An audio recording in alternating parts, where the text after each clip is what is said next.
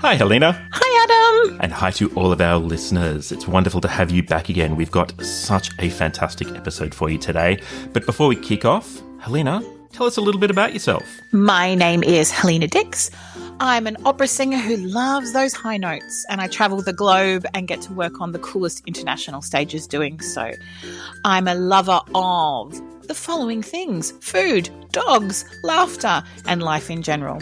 And my name is Adam Miller. I'm a former opera singer turned producer, writer and director. And Helena, you and I have had the great pleasure of working together over the years. Now, who have we got on the episode today? It's a very special episode. My very dear friend and colleague, Conor.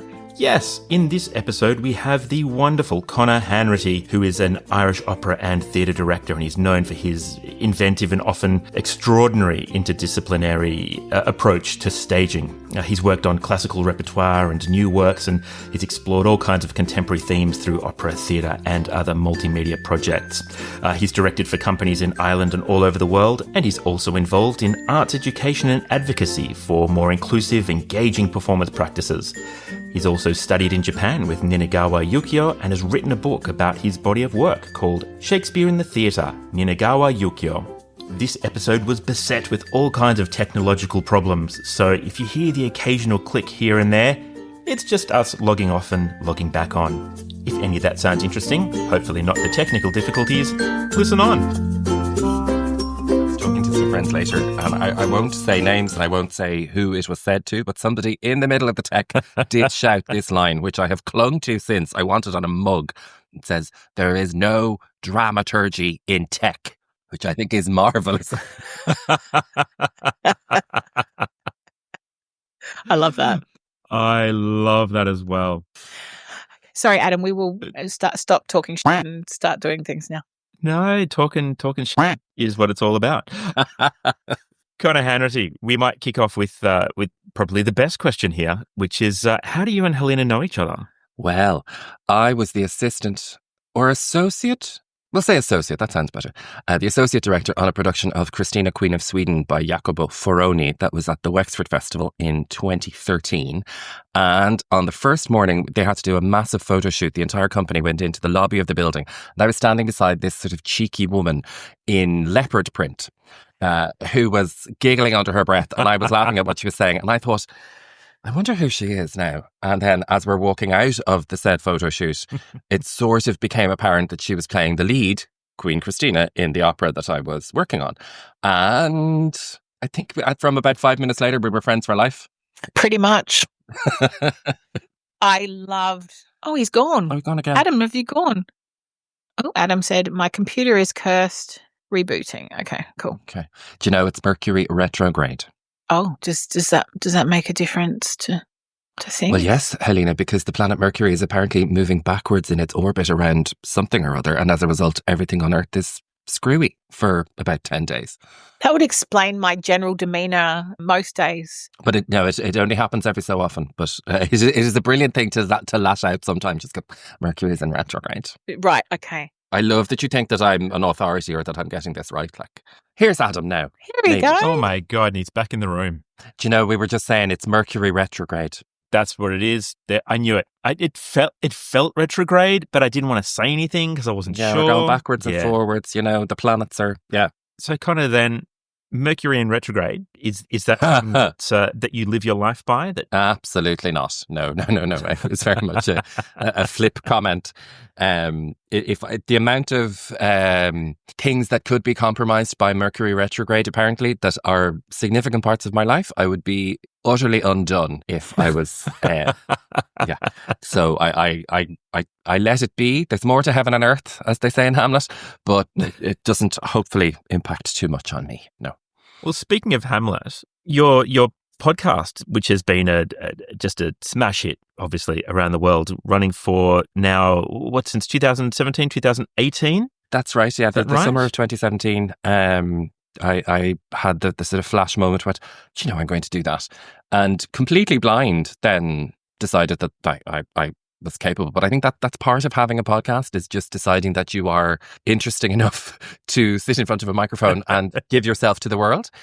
But it was actually inspired by a really, really beautiful Irish podcast by a guy called Frank Delaney, who decided that he was going to explain Ulysses by James Joyce, which is a much more public service, to be honest. Despite being a Dubliner and a very proud one, I had never read Ulysses. But what Frank did was he took like a paragraph per episode of his podcast, which is called Rejoice and is utterly wonderful. And he would take a paragraph at a time, so about 5 minutes per episode, and read it and explain what is going on and why it is of interest and what the sort of literary stuff or the jokes or the context or all the things. And that's why it took him a very long time. And sort of illuminating Joyce and going, and I had never read it and I had always avoided it. And my incredible bookworm mother, Ulysses was the only book I think she ever didn't finish. So all of that then. So I happened upon this when podcasts were sort of becoming a thing, and I love it. And what the great tragedy is that Frank died halfway through the book. So it is itself an unfinished project. But as I was traipsing around South Dublin on a long walk one night, kind of thinking to myself, if I were going to do a podcast, what would I do? And what would be interesting to me? What would be a question that I want to answer myself?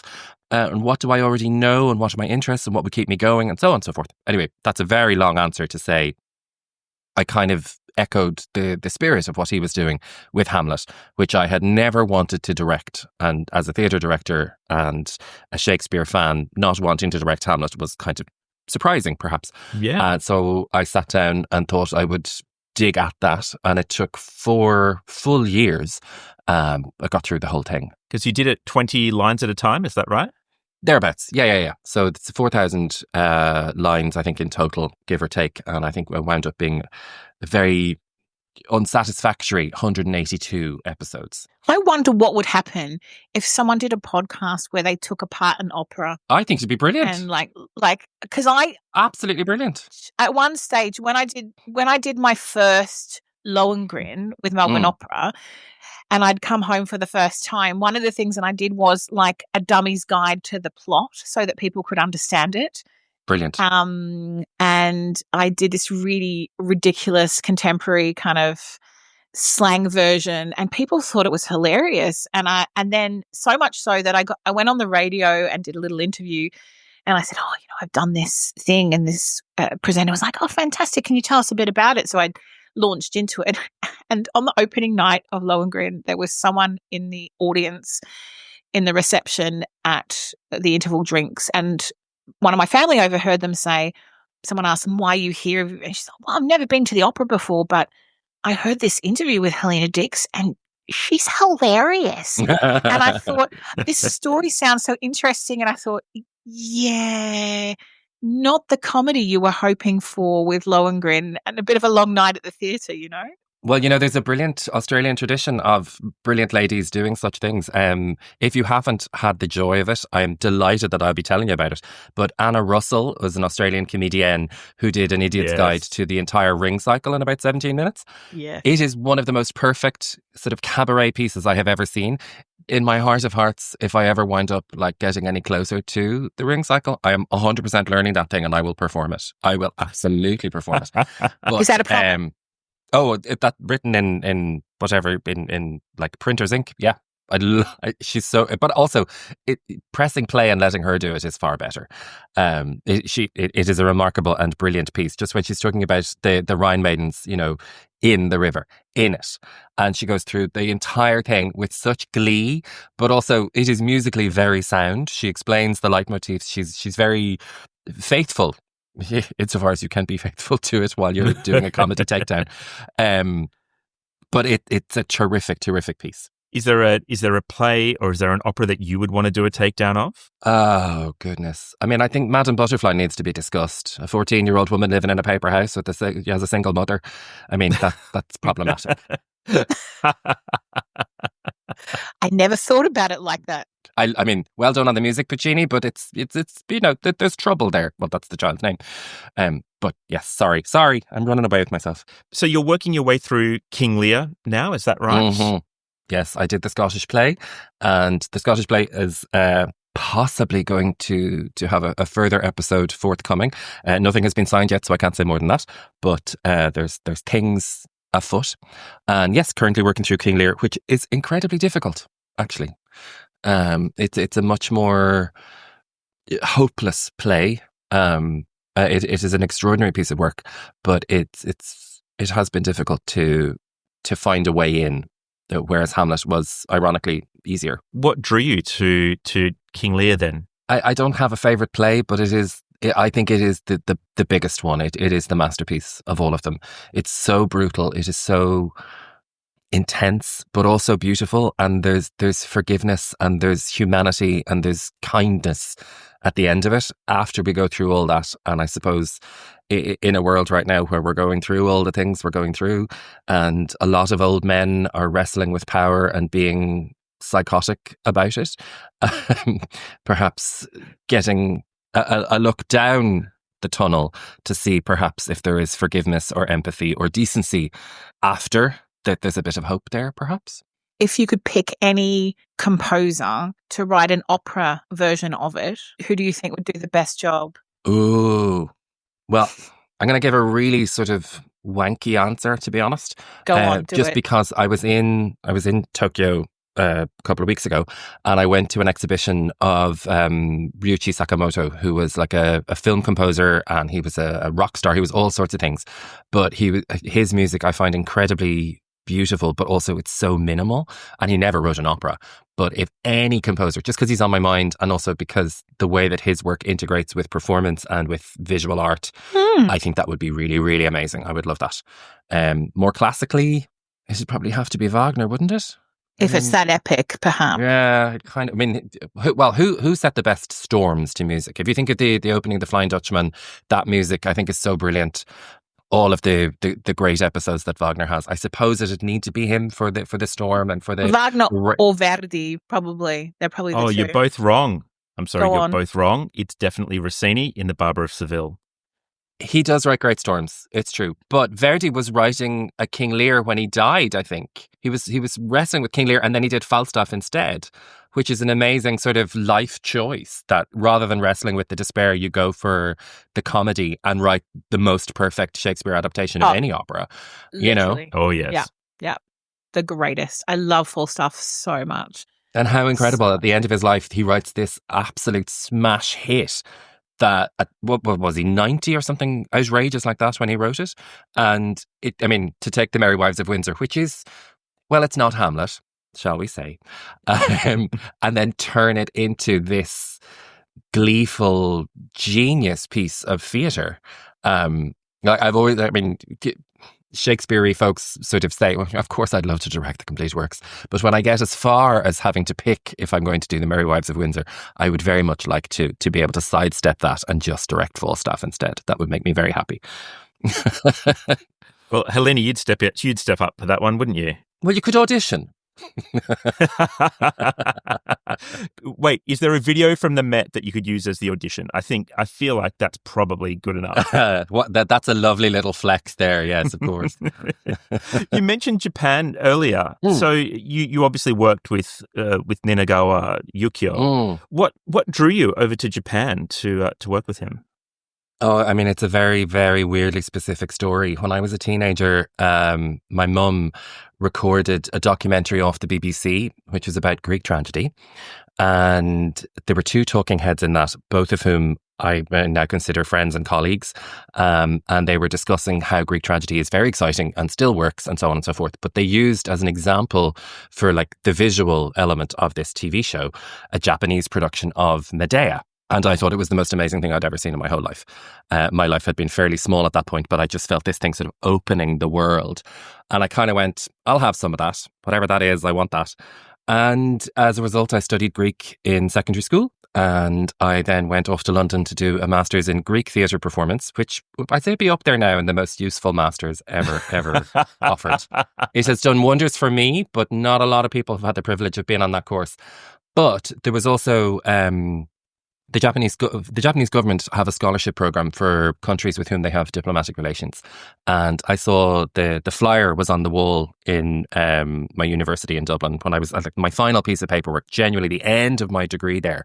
I saw it on the wall and I went, that looks interesting. Would you like to go and study in Japan for a year? And so I took down the details. I may have stolen the flyer, but it was, it had been there for months, and I took the details. We'll say that much. And you're editing this, right? But there was about a week to go, so I scrambled and did all the pieces of administration that needed to go into the application. And I got an interview. Went to the to the embassy in Dublin, and said, "There is a Japanese director called Ninagawa. I think he's amazing. I want to go and study him." I remember the cultural attaché took off his glasses to look at me more clearly and said, "How do you know about him?" So I told him. And I said it was very interesting. And I was off to London anyway to do my master's in Greek theatre performance, which wound up having a thesis about Ninagawa's production of Oedipus, which had gone to Athens for the Olympics. So I got to see it live in Greece. Sometimes I have to pinch myself and realise what a lovely life I'm getting away with. But the people in the embassy kind of went, because I think that the scholarship is normally for people doing, real subjects, maybe like history or the law or any such things. And instead here was I going, I want to go and do that. And they said, do it. So I got to go and live in Tokyo for 2 years, and I spent the first year desperately scrambling to try and learn Japanese. And I always maintain that I've got the Japanese of like a fancy 3-year-old who likes taking taxis and going for dinner. But it was enough anyway. I got invited into Ninagawa's rehearsals, and I spent a year there, and eventually did manage a number of years later to write the book about what I had experienced and what I had learned as well there. So if you have had that, like that was your solid study time and you were really, inspired by all those kinds of things, where on earth did opera come in on all of this for you in your interest as a director? Well, it's funny. I finished in Japan. The scholarship ended, of course. I came back to Dublin to do a programme with a brilliant Irish theatre company. And I kind of knew that I did want to be a director. And I wanted to have my ass kicked. And I wanted to learn more and try more and possibly fail more. Thanks to a program I had been working on in Greece, somebody suggested that I should apply to UCLA because they had a great theatre program. It was close to the Getty Villa in Malibu, which has a Greek theatre and all sorts of things. And so I applied, and amazingly, they let me in. And so I went there, and in the year ahead of me at UCLA was James Dara, who is an opera director, not exclusively, but far more of one than I was at the time. And he really was only interested in opera and had engineered a variety of connections and of opportunities, thanks to his own dynamic, brilliant personality, but then very kindly graduated a year ahead, and some of these things were left slightly open. So I was able to follow very much in his footsteps here and there. And in the opera department, I got to assist on a production of Dialogues of the Carmelites by Poulenc. And that was the first opera that I worked on. No way. Wow. What a first opera to work on. Yeah. I mean, James had done a Dido and Aeneas, and he had done the West Coast premiere of Flight at UCLA. So I had been sort of in the orbit of those things, but I wasn't really working on them, And then Peter Cazares, who was professor of opera at the time, sort of Lovely said, Peter. Why don't you come and visit us? And I said, sure. And that was very much the light bulb moment. I mean, I was 28. I'm very glad that I was 28 rather than, 78 when I went, oh, that could be something I could do, which is the combination of a bit of the Greek stuff, music, scale, drama, acting, design, all of these things all together. And also I had been in the school choir, so I was very much, open to choral music and to classical composers and so on. So I mean, it was a little bit embarrassing that I had never really kind of gone, that could be something you could do, Conor. But again, I hadn't been to an awful lot of opera in Ireland. I came up in a sort of a gap in between opera companies and opera funding and opera success happening. And also, my parents always took me to the theatre. were not especially interested in opera in their free time, than whatever limited resources they would spend, they would go to the theatre. And that was that.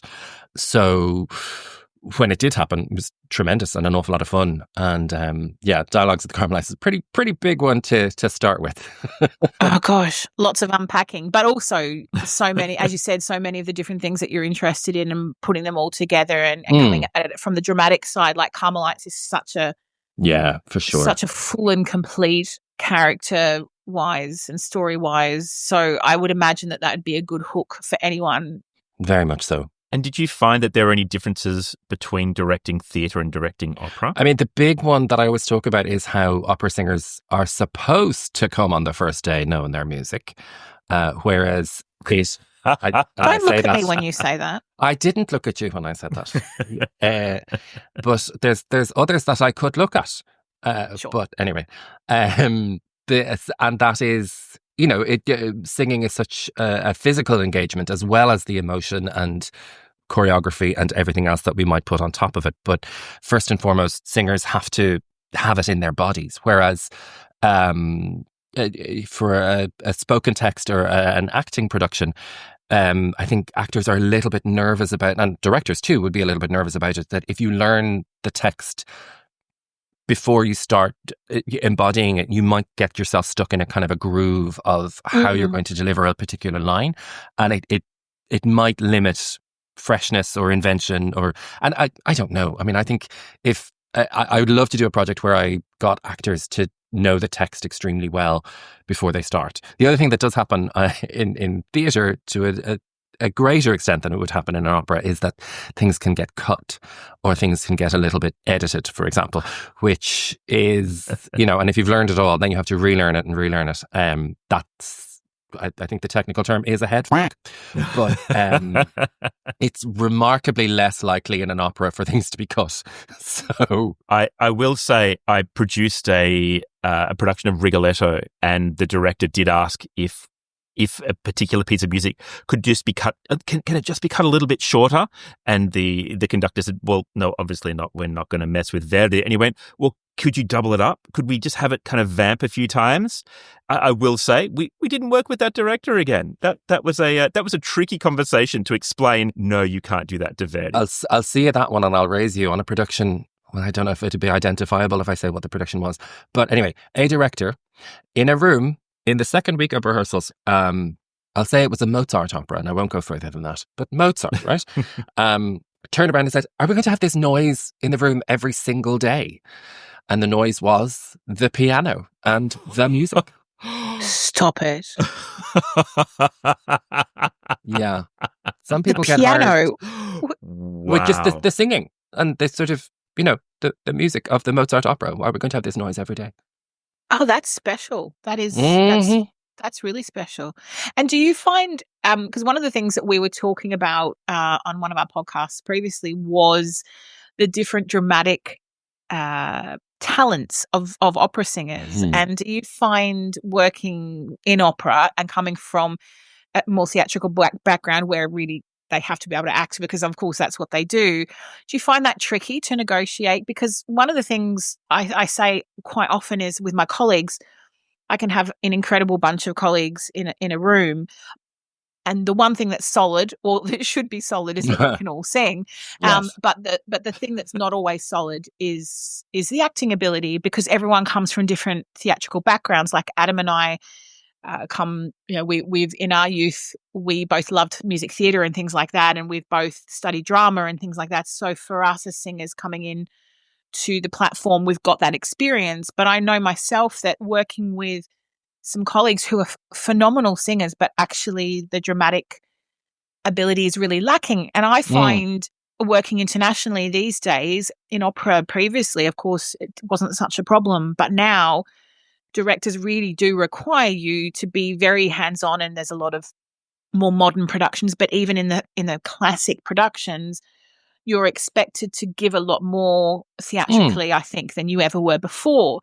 And I was saying to Adam that in the production that I did in Brussels with this world premiere, where we had to do film and script and singing, it was really evident when we did a read through and we did some improvisational work in the room.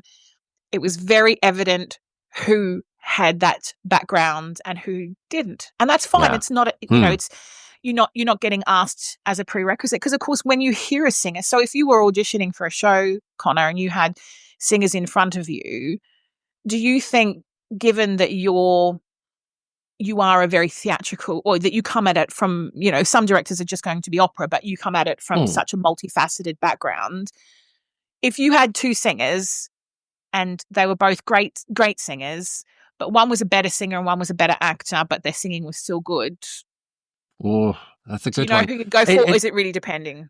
I think it depends on how the production's going to be.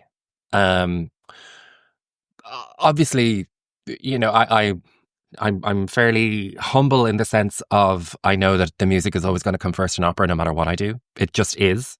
So if it is a question of, if there's a significant difference between two candidates and one is substantially musically better, that person is probably going to get hired, to be honest. But if I know that the production is going to have huge demands in a particular way, if we're going to go, like if it was going to be like a really busy comedy, if we were doing like a Rossini and it was going to be farcical, or we were doing a Mozart comedy or something, and it was really going to have an impact if this person was, say, from the Pavarotti school of you're getting my voice and I will stand here and everything else can happen around me, or... I don't, I'm kind of stumped. I don't know what I would pick. It would depend very much on what I had in mind. And also, Sure. This is a very contemporary word to use, and it's very obnoxious, but vibes. Sometimes you just go on that. Like, we're not going to retire on the amazing money we make from what we do. We're not going to, what we do is not going to cure world hunger or cause peace.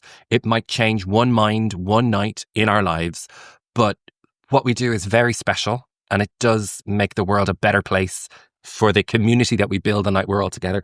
But my God, if I'm going to pick, I'll try and put together a company that's going to have a good time making art together. Absolutely. That's what's going to be important, I suppose. I love that. That's the Scottish opera maxim, that you only cast someone that you'd be willing to tour with. Oh, there it is. That's how to do it. Yeah. I'm curious, and I actually don't know the answer to this. So with the opera companies that you've directed for in more recent times, I would assume, correct me if I'm wrong, that when you go in to direct or to assist, that the cast is already there for you rather than you getting to sit in on auditions. I mean, it's very rare now. Yeah. Even as a singer, it's very rare now that you'll be asked as a singer to sing for a director or to sing for a conductor. And I would assume it's the same from your end, that it's very rare that you actually get the joy of picking your dream team, because most of the time it's done by casting directors, right? Absolutely. In the theatre gigs that I do, of course, it's me. In opera, for the majority of my recent projects, it has been, yeah. Now, for my own smaller company, not small, but just like resource level, is different.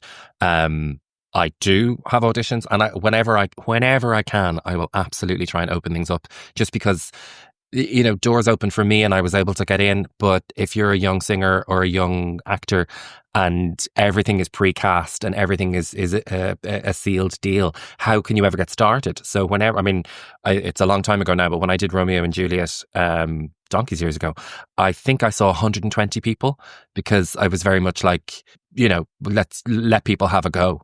And that took a lot of time, but I stand by it.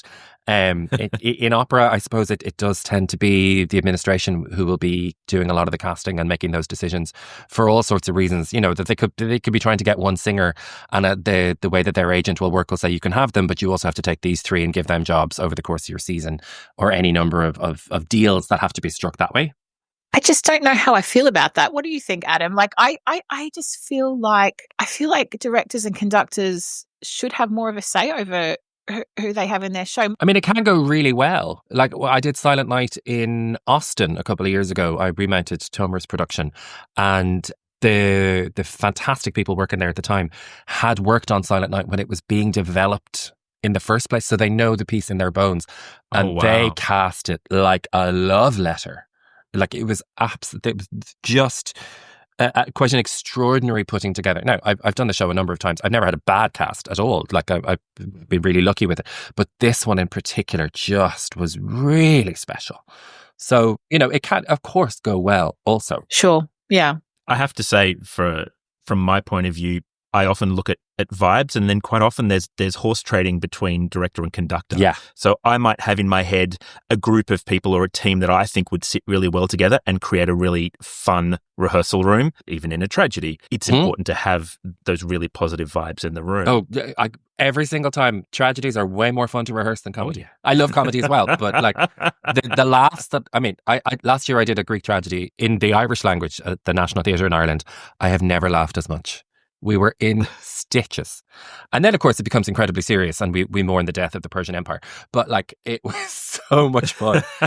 Whereas, comedy can take a very different kind of work because it's timing and it's precision and it's, dying is easy, comedy is hard. Who said that? I think you just did. I'm taking it from somebody else, I can tell you that much. When Adam and I were studying together at the Royal Academy of Music, we were both over here together in London, Connor, and the lovely Johnny Ramster was heading up our department then, and he taught me something really pivotal. Actually, you were talking about comedy and tragedy, and he said to me, Helena, just because you're funny as a person, it doesn't mean that you're funny on stage, because when you try, it's not funny. And I was like, oh, okay. And then he said to me, and also when you play tragedy, he said, it's not real. You're acting the tragedy. You're not being the tragedy. And I was like, oh. And at the time, I was quite vulnerable because it was my first year in London on the other side of the world from my family and friends. And I was this big personality who put all the stuff that I felt about being homesick and everything under my skin. Like, no one saw that. And we were doing the big scene from Traviata with Violetta and Jamon. And, it's such a moving scene. And he screamed at me, like literally in a nice way, but he said, no, stop it. Stop acting it. Stop. You've got to feel it. You can't just act it. And until you've rehearsed it and felt it and embodied it. And he said, because you're feeling it musically, you're doing this beautiful musical job and you sing it beautifully, but then you're acting, you're not being real. And I said, well, you can't be real and sing it at the same time because that would end you. And he said, you can. This is what rehearsals are for. And the minute that the minute that you let down that guard, Helena, and you give a little bit of yourself, even if you've not, experienced the actual operatic thing, but the minute you give a bit of your vulnerability on this stage, in a rehearsal, that is when you can act it for real in the performance. And I was like, whatever. And I went home and thought about it. So I came back the next day and I let go. I really tapped into like how I was feeling and the vulnerability of what I was feeling. Oh my God, I cried so much. But not only did I cry, but he cried. Like John was into, like we were all, like everything stopped in that rehearsal, and I felt so empty and so vulnerable, and vocally it was crap because and that's the problem with me, because I'm always so hyper focused on the vocal side being so beautiful. And I learned a really strong lesson that day, and it was only through that letting go and really experiencing that letting go that I was then able to put the building blocks back up and then build an operatic performance that was real, but still in control, in a controlled manner. And that's probably one of the best lessons I think I've ever learned, talking about, tragedy and comedy and acting. It's so important as well. I mean, I've had the privilege sometimes of teaching and working with younger performers, and everybody wants to go hell for leather and like really get into it, and I always try and, my thing is, again, super eloquent as I'm trying to explain this, but I try to talk about how you as a performer have a ceiling and then your character has a ceiling. And there's a no man's land between those two, that the character ceiling should be lower than your own so that you can hit against that for the character and you're still in control. Because for acting, I don't know, it's a slightly more of a blurred line perhaps, but as a singer, you have all these extra pressures that you have to be you're singing, you're also breathing and acting, and lest we forget, breathing again. And all of this is going on. And so there's all these extra kind of thought processes that have to be active. So you can't necessarily lose yourself, So you can lose yourself up as far as your character ceiling while you, the performer, are still, driving the bus. I like that. There's about 6 different metaphors woven into that there, hopefully. Some of it made some sense. But I think it's so fascinating because, especially with, I went to a kind of a conservatoire in Los Angeles, and we had a lot of actors, and they love absolutely losing themselves in it. But then you have to go, yes, that's all very good, but you have to take that chair off the stage as you're leaving in your huff or whatever that's. So it's still a job, and you're still responsible to everyone else who's on the stage with you. And in an opera, that gets bigger because you have a conductor, and if you're lucky, you have 65 musicians also playing with you. So the quote unquote losing yourself thing has to be an act, because of course, at some level, shocking as this will be, what we're doing, it's all fake. Now we're trying to illusion. I know. It has to look as real as possible. Oh, pay no attention to the man behind the curtain. What? But I'm very kind of like, at the end of the day, we do all have to be safe. It does have to begin and it has to end, and the chair has to be taken off the stage, and please also sing in tune, and so on and so forth. So, like, yes, please give me all the passion, give me all the surrender and the abandon. That's all brilliant, but also do it in time, in tune, and in the right place. And also, a great director should be able to make that as organic for you as possible. And lovely. And you're talking about all the team players that it takes, to put together an opera, and all the different things that you have to think of. And as an opera singer, I think there's nothing better than having a director who will push you, but who also makes it organic for you, who understands. And sometimes that's a bit of trial and error. And Adam, I have to tell you that you asked earlier, you asked Conor how he and I met, and we talked about Cristina Regina di Svezia in Wexford. And for me, okay, we became friends instantly. So that's something. But more than that is the great admiration that I have for Conor, because he was assisting on that, and we had a fantastic director and everything. But there's something about a good director or a good assistant director who can make the room feel just so special and lovely. And Conor has this way of bringing people together and making everything just feel really good in the room.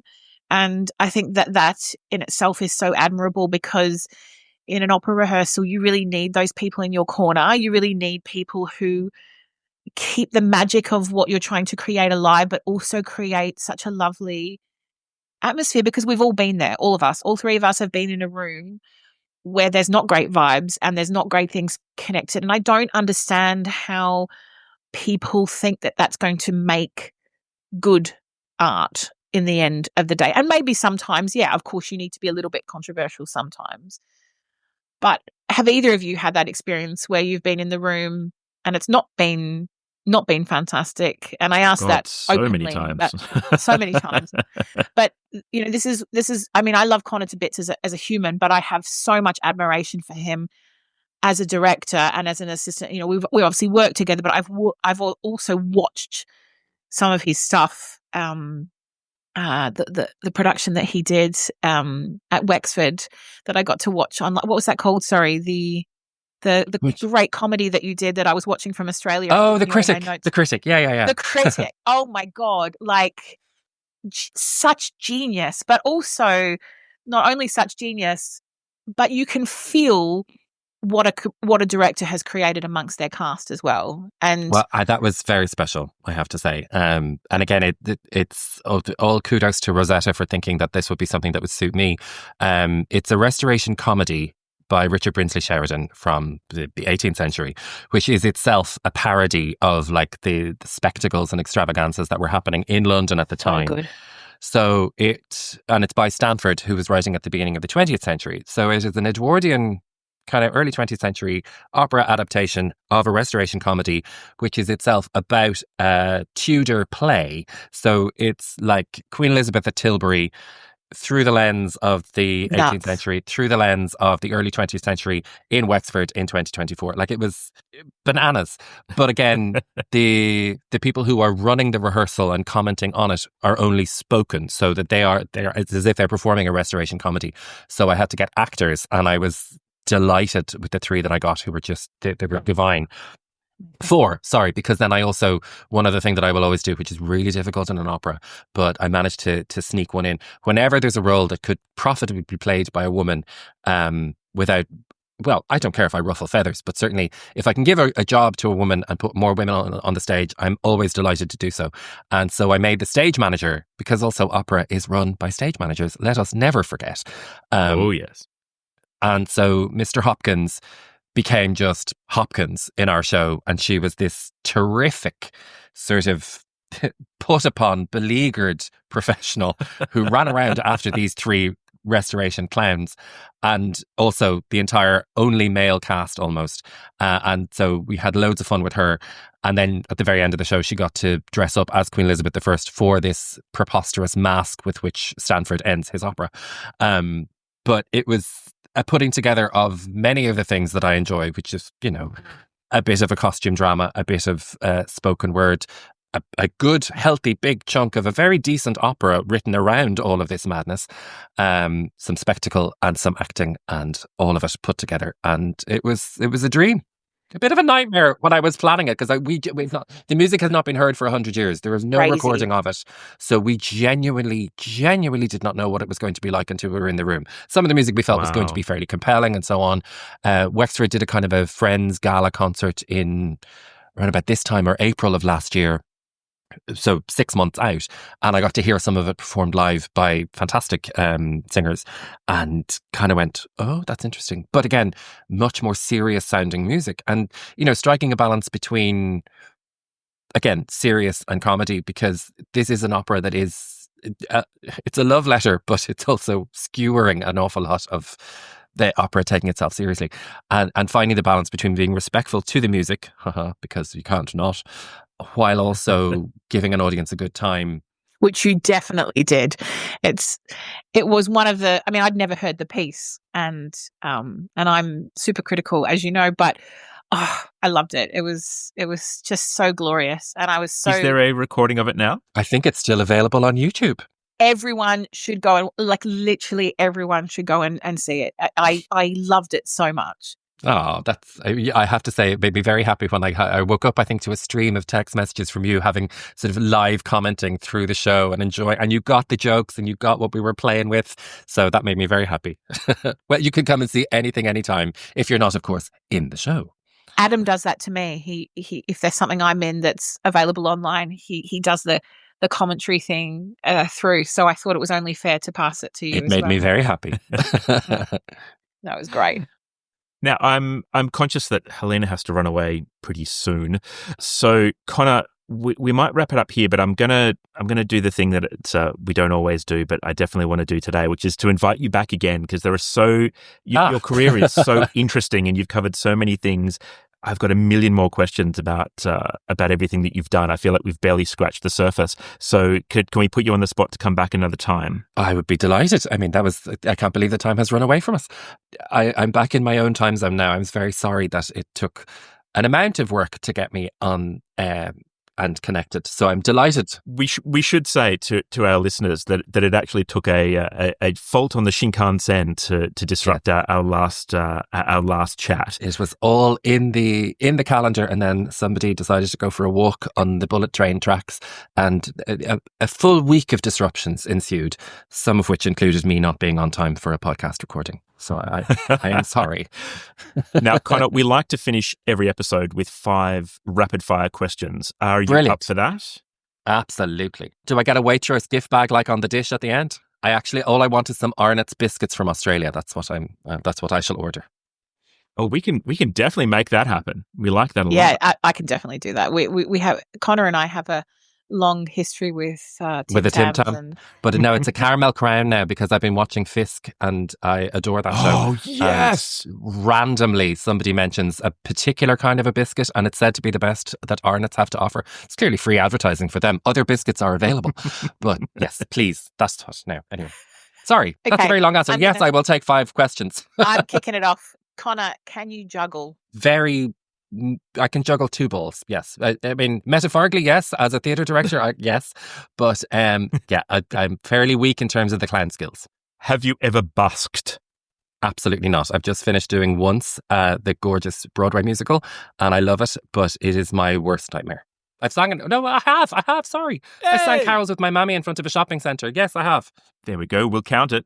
If you weren't a director, what job would you love to do?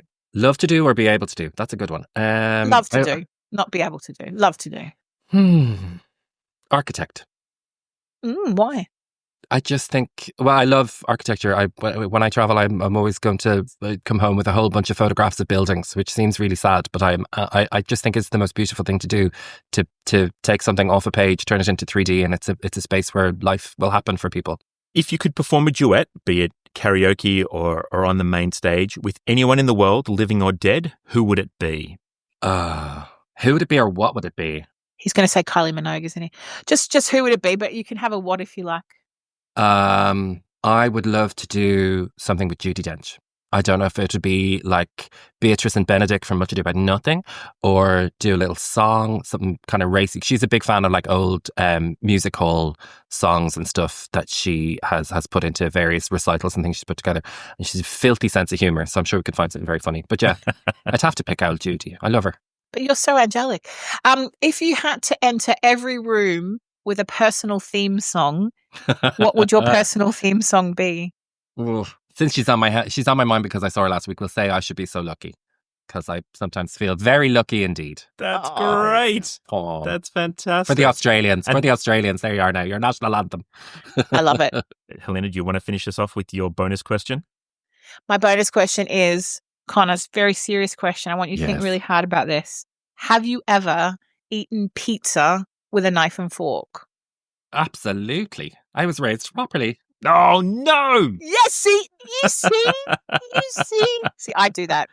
I'm losing faith in humanity as we speak. But no, do you know what it is? It's the flour on the crust. You just don't want that on your hands. So yeah, knife and fork, completely. And then if you have like a stuffed crust, that's going to go everywhere. Thank you so much. My pleasure. I'm happy to vindicate you as a director who's a big fan of yours and a happy colleague. I am clearly here to indulge you and make sure that you feel safe and seen and understood. And I'm officially going to rescind that invitation to come back on the podcast now. That's fine. Helena, you can come on mine. We'll talk about Shakespeare. Be grand. Great. I'll do my research. It's about, I think next week, either last week or next week was the 400th episode and I didn't notice. So I'll have to do something. So, that's amazing. You'll have to have some pizza with a knife and fork. Happily. I can highly recommend this podcast to anyone who's even slightly interested in Shakespeare, the Hamlet podcast. My favourite thing I've ever done on it was last Christmas. I'm very proud of it and I continue working on it and I love it. But last Christmas, I took apart the 12 days of Christmas and looked at what might be going on from a Shakespearean perspective in those 12 manic days of bird deliveries and fruit trees and gold rings and so on. So I really loved doing that little bonus content for my lovely listeners. But yeah, if you're feeling daunted by the number of them, there's all sorts of smaller offerings that are in there as well, if you look carefully. Fantastic. Well, look, Conor, thank you so much for coming on the episode, and we look forward to having you back again next time. It was a great pleasure. Thank you. Thank you so much. Bye.